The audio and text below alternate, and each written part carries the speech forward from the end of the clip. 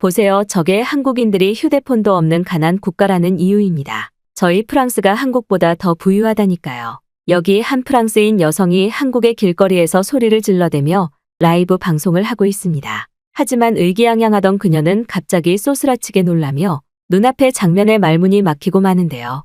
그렇다면 그녀는 대체 한국에서 무슨 일을 겪은 것일까요? 안녕하세요. 저는 프랑스 출신의 레아라고 합니다. 현재 프랑스의 파리 대학교에 다니고 있는 저는 다양한 나라를 여행하고 다니는 여행 유튜버로 활동하고 있는데요. 오랜 시간 활동한 건 아니지만 이제 막 인플루언서의 길을 걷고 있는 저는 프랑스 근처의 유럽권 나라들부터 하나씩 여행 브이로그를 올리기 시작했고, 그렇게 저는 많은 구독자들과 소통을 하며 인기를 쌓아나갔습니다. 하지만 어느 날부터 많은 사람들이 저에게 한국으로 여행을 가보라는 어처구니 없는 요청을 하기 시작했는데요.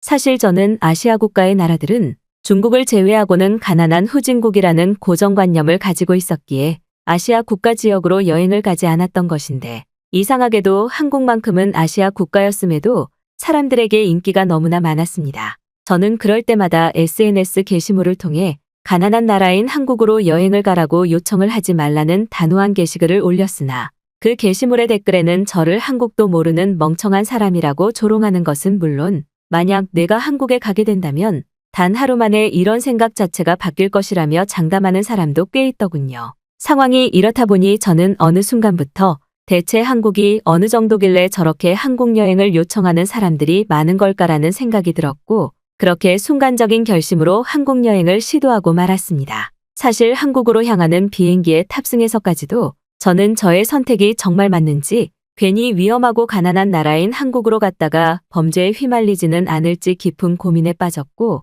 그렇게 약 수십 시간 뒤 반강제적으로 한국에 도착하게 되었죠. 그런데 한국에 도착하자마자 저는 꽤 이상한 경험을 하고 말았는데요. 사실 프랑스에서는 비행기에서 내리자마자 활주로와 거리가 꽤 멀어서 그 거리를 조금 불편하고 힘들지만 전부 짐을 들고 걸어가야만 했는데, 어째서인지 한국은 비행기에서 내리자마자 전기버스가 도착해 있었고, 이 버스 자체가 승객 모두를 공항으로 안전하게 이송시켜주고 있었기 때문입니다. 심지어 비행기 내부에 있던 한국인 직원들은 저의 무거운 짐을 보자마자 직접 버스로 옮겨주겠다는 친절함까지 보였고, 제가 프랑스에서 봐왔던 낡고 냄새나는 버스가 아닌 최첨단 전기버스인 것은 물론 차체 자체가 승객들이 편하게 탑승할 수 있게 바닥이 낮게 개조까지 되어 있어서 너무나 편하더군요.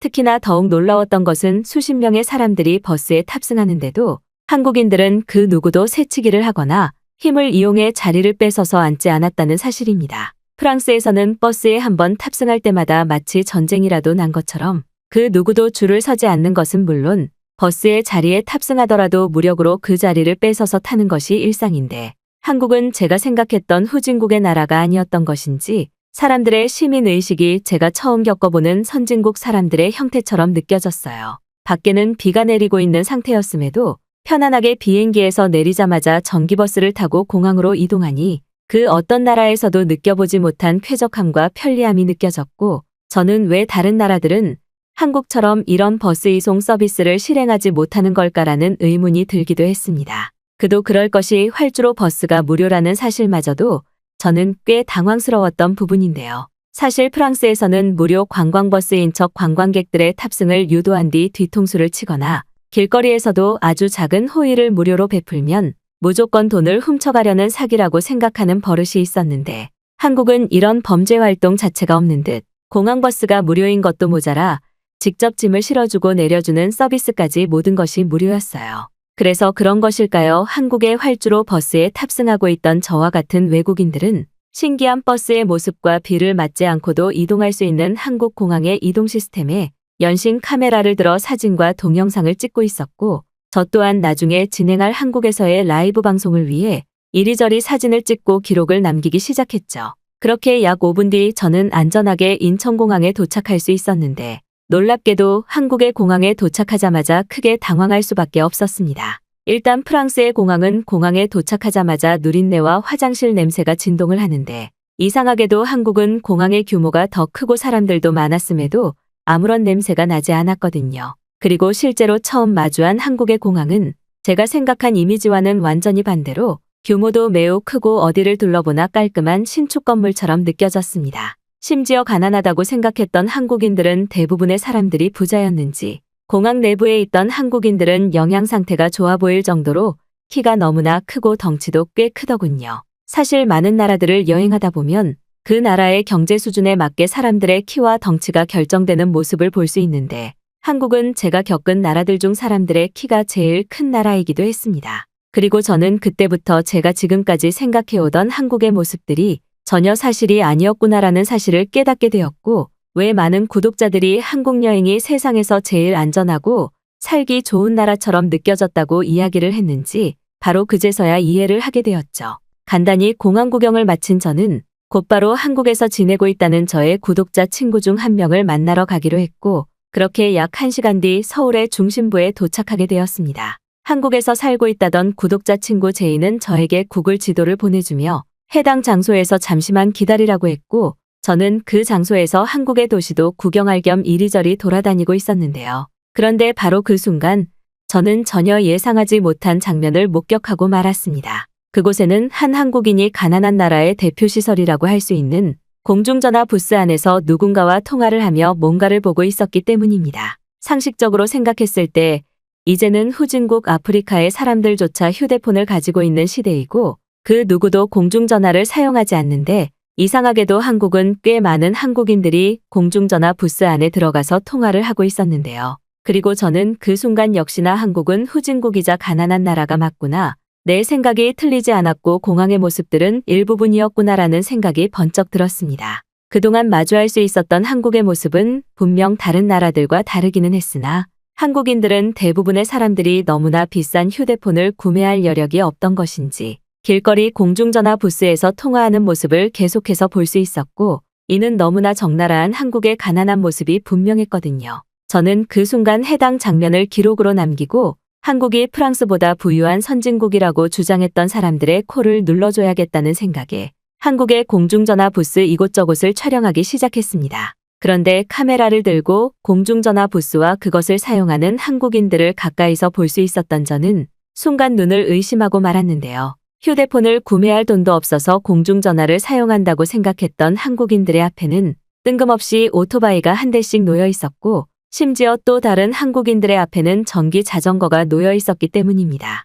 그리고 그 전기 자전거와 오토바이가 공중전화 부스와 선으로 연결된 걸 눈으로 본 순간 저는 엄청난 충격을 받고 말았죠. 살면서 처음 본 시설물에 저는 도대체 이게 뭔가 싶어 당황할 수밖에 없었고 결국 어쩔 수 없이 공중전화 부스 안에서 이상한 행동을 하고 있던 한 한국인에게 휴대폰 번역기로 질문을 건넸습니다. 혹시 휴대폰을 가지고 계신가요? 아니면 휴대폰이 없어서 지금 공중전화 부스를 이용하고 계시는 건가요? 그것도 아니라면 지금 당신이 하는 행동에 대해 설명해 줄 수 있나요? 저는 도저히 뭔지 모르겠거든요. 한국인은 제 휴대폰의 글을 보자마자 당황스럽다는 표정을 보였고 잠시 후 자신의 휴대폰을 들어 제게 한 문장을 보여줬습니다. 요즘 휴대폰이 없는 사람이 있나요? 이건 통화를 하는 게 아니에요. 무료 배터리 제공 시스템을 이용해 전기 자전거와 스쿠터의 배터리를 교체하고 충전 중이었어요. 이런 건 한국에서 처음 보세요. 저는 그 글을 보자마자 순간적으로 머리가 멍해지는 느낌이 들었고 바로 그제서야 왜 수많은 한국인들이 공중전화 부스 앞에서 가만히 멍을 때리고 있었는지 모든 상황이 이해되고 말았습니다. 그랬습니다. 휴대폰도 없이 가난한 나라라고 생각했던 한국은 제 상식을 초월해버려 오히려 공중전화 부스 시스템으로 요즘 인기 있는 이동수단인 전기 자전거와 전기 스쿠터를 충전할 수 있는 무료 배터리 제공 시스템의 공공시설물로 활용되고 있었던 것이었죠. 상식을 초월해버린 한국의 모습에 저는 너무나 당황하고 말았고 곧바로 해당 사진을 찍어 SNS 게시물로 올리기 시작했습니다. 그리고 역시나 반응은 폭발적이었어요. 이미 한국을 알고 있던 사람들도 한국이 미친 나라인 이유가 바로 저런 모습이라며 감탄을 터뜨리는 댓글 반응을 보였고 또 몇몇 친구들은 제게 직접 전화를 걸어와 그럼 한국에서는 길거리 아무데서나 공중전화 부스만 있으면 전기 스쿠터와 자전거를 충전할 수 있는 것이냐며 믿기지 않는다는 반응을 보이기도 했습니다. 그리고 저 또한 마찬가지로 한국이 이렇게나 도시 인프라에 미쳐버린 나라였구나라는 생각과 함께 한국의 도시경제 부유함은 차원이 다르다는 충격을 받고 말았죠. 심지어 공중전화 부스 안쪽에는 수십 개의 전기 스쿠터와 자전거 배터리들이 꽂혀 있었는데 그 누구도 이것을 훔쳐가지 않고 있다는 사실은 더더욱 프랑스와는 전혀 다른 모습에 보면서도 신기할 정도였는데요. 만약 프랑스에 이런 공중전화 배터리 제공 공용시설을 설치했더라면 설치하고 단 하루도 되지 않아 모든 배터리가 방전되어 버리며 배터리 자체가 전부 사라졌을 텐데 한국인들은 이것을 비웃기라도 하듯 거의 모든 사람들이 순서대로 차례를 지키며 자신의 전기 자전거나 스쿠터를 공중전화 배터리 시스템을 통해 충전하고 있었죠. 이건 정말 한국에서만 볼 수 있었던 미친 도시 인프라였고 저는 그 순간 한국에서의 고정관념은 이제 완전히 머리에서 지워버려야겠다는 결심을 세우고 말았습니다.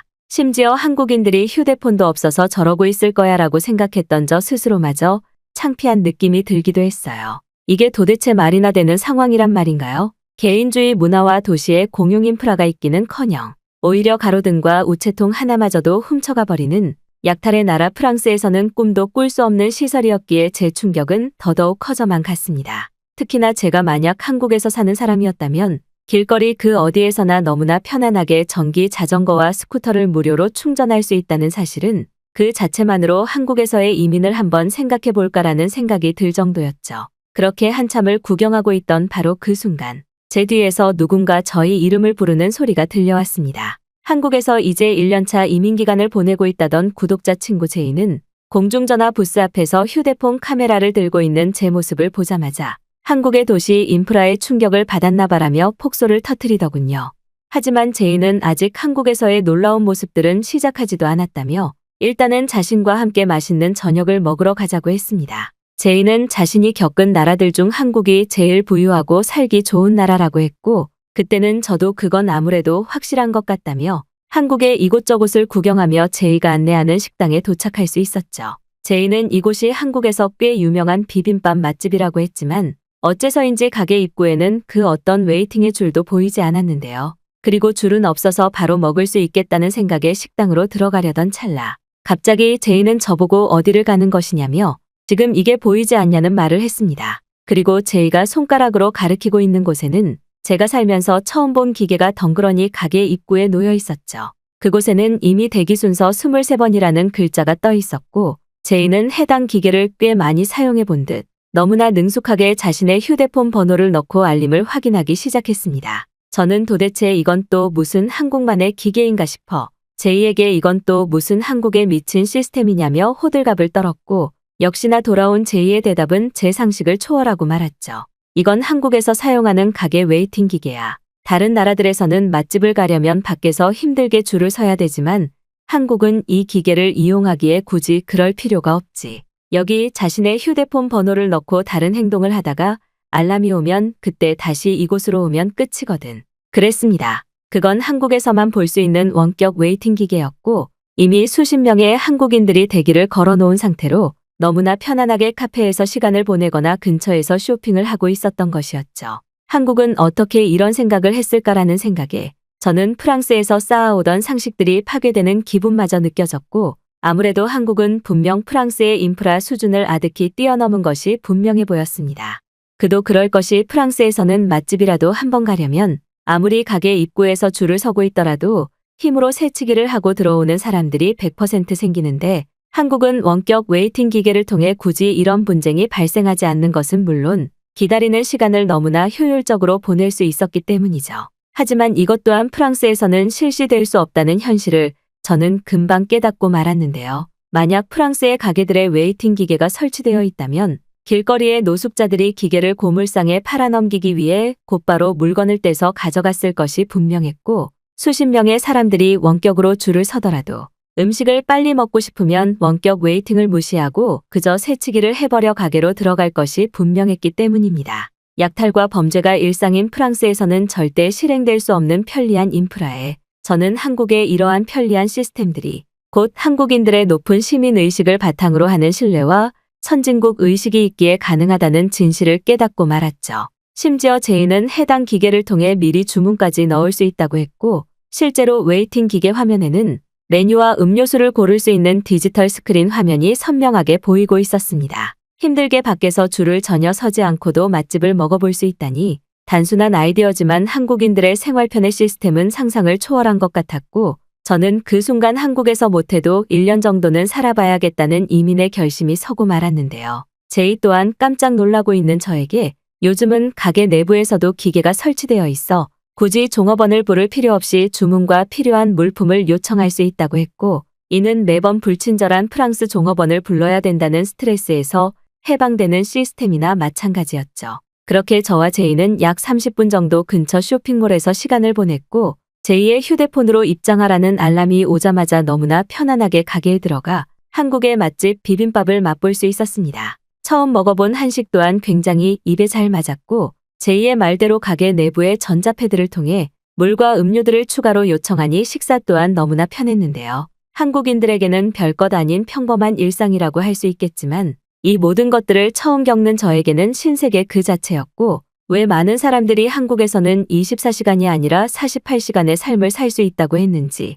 그 진정한 의미가 이해되기도 했습니다. 그렇게 제이와 함께 저녁을 먹은 저는 제이의 요청에 따라 숙소 근처 공원을 가보기로 했는데요.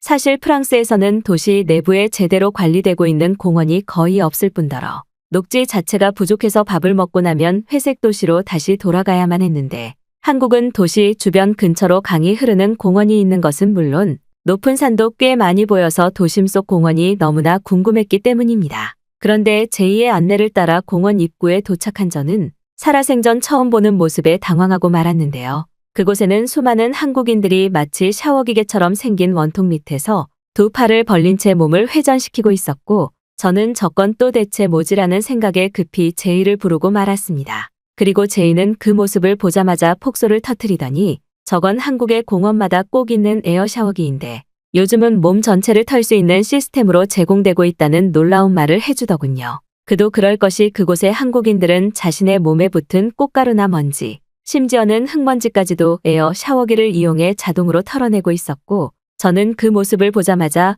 한국의 도시 인프라는 역시 수준 자체가 다르다고 확실히 인식하고 말았습니다. 만약 프랑스에 이런 시설을 도입했더라면 당장 노숙자들이 달려와 씻지도 않은 냄새나는 몸을 말리며 사람들에게 민폐를 끼쳤을 텐데, 한국은 그러한 공원 노숙자들이 전혀 보이지 않았을 뿐더러 모두가 안전하게 차례를 지키며 에어 샤워기를 이용하고 있었거든요. 그리고 역시나 한국은 공원 내부에서도 그 특별함이 달랐습니다. 공원 이곳저곳에는 무료로 사용할 수 있는 쿠션이 제공되고 있는 것은 물론 공원 내부에 자체적인 와이파이까지 설치되어 있어서 공원 내부에서도 너무나 편안하게 도심 시스템을 누릴 수 있었거든요.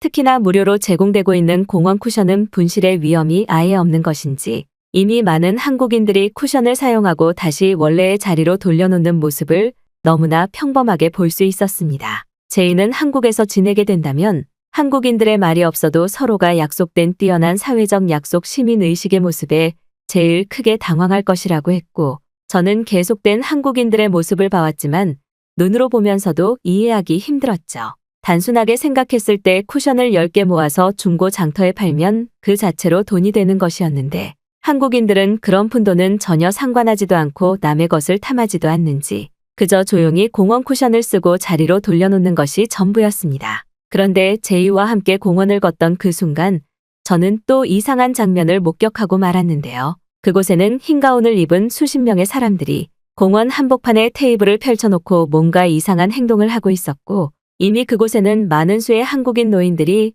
흰색 옷을 입은 사람들에게 뭔가 말을 걸고 있었기 때문입니다. 그리고 가까이에서 그 모습을 확인한 순간 저는 패닉에 빠지고 말았죠. 제가 가까이 오는 것을 느낀 흰색 옷의 한국인들은 저에게 무료로 건강검진을 해드리고 있다는 미친 소리를 하는 것은 물론 돈을 내지 않고도 간단한 혈압 체크나 비만과 관련된 건강 조언을 해드리고 있다며 저를 테이블에 앉히더군요. 아니, 상식적으로 생각했을 때 프랑스에서는 병원 예약을 하지도 못해 건강검진은커녕 돈을 500만 원 이상 내더라도 건강검진 자체가 불가능한데, 한국은 공원 한복판에서 제공되고 있는 이 기괴하면서도 놀라운 모습에 당황하고 말았습니다. 그리고 실제로 그곳에는 이미 많은 한국의 노인들이 무료 건강검진 서비스를 받으며 의사나 간호사분들과 상담의 대화를 나누고 있었죠. 프랑스에서는 한번 병원을 가려고 하면 3개월 이상의 예약 시간이 필요한데, 한국은 의료 인프라나 병원 인프라가 너무나 뛰어난지 공원에서도 한국인들의 건강을 위해 힘쓰는 무료 건강검진 서비스가 상시 제공되고 있었던 것입니다. 아무래도 한국처럼 부유한 나라가 아니라면 절대 불가능할 서비스였고, 저는 그 모습을 보자마자 역시나 SNS에 게시물로 찍어 올려 한국의 놀라움을 알리기 시작했어요. 제2는 공원뿐만 아니라 길거리에서도 이처럼 노인분들을 위한 건강검진 서비스는 항상 무료로 제공된다고 했고, 저는 그 말을 듣자마자 한국이 그렇게나 부유하고 의료 인프라가 좋은 나라였어라며 깜짝 놀라고 말았습니다. 사실 프랑스에서는 오히려 몸이 아프면 엄청난 병원비에 절대 병원을 가지 말라는 말이 있을 정도로 의료 인프라가 굉장히 열악한데, 한국은 이러한 상황을 비웃기라도 하듯 언제 어느 때라도 자신의 몸이 아프면 간단하게 진료를 볼 수 있는 병원이 도심 근처 곳곳에 존재하는 것은 물론 공공 서비스로도 건강검진이 제공되고 있던 것이죠. 전 세계 어떤 나라에서도 볼 수 없는 한국의 뛰어난 모습들에 저는 제2에게 한국 이민에 대해 진지하게 생각하고 있는데 어떻게 해야 되냐는 도움을 요청했고, 그날 이후 곧바로 한국행 이민을 결정하고 말았습니다. 가난한 나라라고 생각했던 한국은 이미 그 차원을 뛰어넘어 또 한 단계 진화해버린 도시 인프라와 공공시설로 모든 면에서 선진국들을 압도하고 있었고, 이는 외국인인 저조차도 너무나 간절하게 누려보고 싶을 정도로 천국과 다름없었기 때문인데요. 만약 제가 한국에서 태어난 한국인이었다면 제일 좋았겠지만 지금이라도 너무나 살기 좋고 편안한 한국이라는 나라를 진심으로 알게 돼서 참 다행이라는 생각이 드는 요즘입니다.